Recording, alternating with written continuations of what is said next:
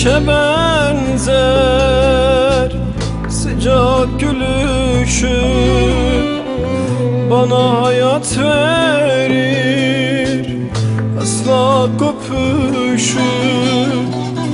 Güneşe benzer sıcak gülüşün, bana hayat verir asla kopuşun. Yıldızlara benzer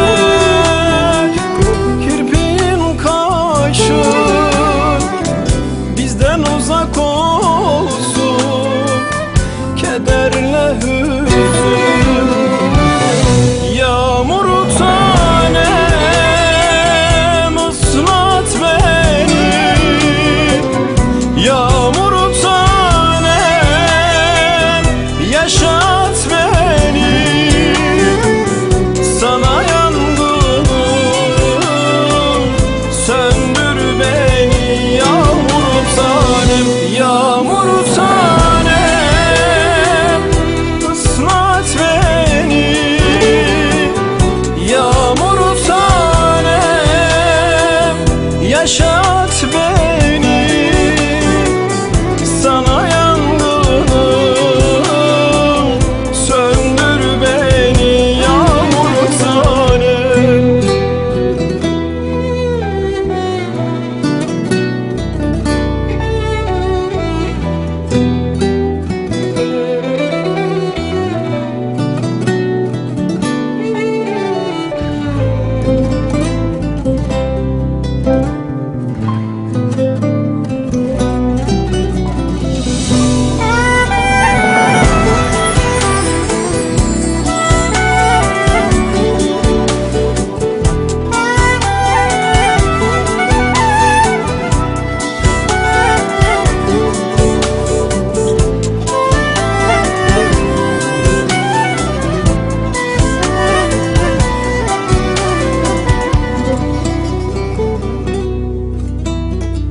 Gökteki ay gibi yüzünün teni, kıskanıyor seni yağmurun sesi.